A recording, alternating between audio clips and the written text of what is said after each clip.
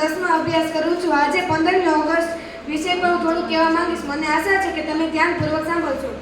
અમે આઝાદ છીએ, આઝાદી ક્યારેય પણ છીનવા નહીં દઈએ। અમે આઝાદ છીએ, આઝાદી ક્યારેય પણ છીનવા નહીં દઈએ। તિરંગાની શાનને ક્યારેય પણ મીટવા નહીં દઈએ। કોઈ આંખ પણ ઉઠાવી હિન્દુસ્તાન પર, કોઈ આંખ પણ ઉઠાવી હિન્દુસ્તાન પર, એની આંખને દુનિયા જોવા નહીં દે। આદરણીય શિક્ષકગણ તથા મારા વાલા વિદ્યાર્થી મિત્રો, તમને બધાને સ્વતંત્ર દિવસની ખૂબ ખૂબ હાર્દિક શુભકામનાઓ।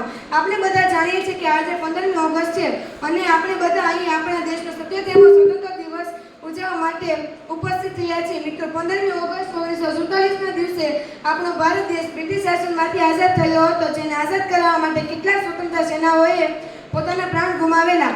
મિત્રો, આપણે આઝાદીની ગુલામીમાંથી તો આઝાદ થઈ ગયા, પણ હજુય આપણા માણસ પર કેટલી ગુલામી ઘર કરીને બેઠી છે।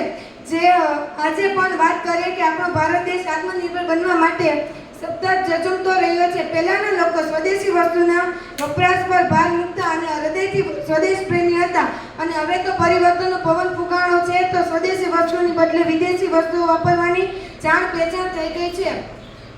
ચાલો મિત્રો, હું તમને એક વાત કહેવા માંગીશ કે આપણે સૌ શિવના સંતાન છીએ। મહાબલી હનુમાનની જેમ આપણે પણ આપણી શક્તિઓનું જરાક મિશ્રણ કરી દીધું છે। તો દોસ્તો, ઉઠો, જાગો અને એક વાત યાદ રાખો કે શતરંજની રમતમાં વજીર અને જીવનમાં જમીન મરી જાય તો ખેલ ખતમ।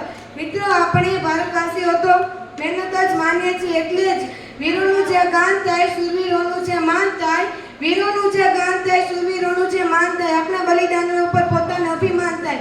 તો શું એમ બેઠા છો? વગાડો એવી તાળીઓ જે આપણા જોશ બતાવી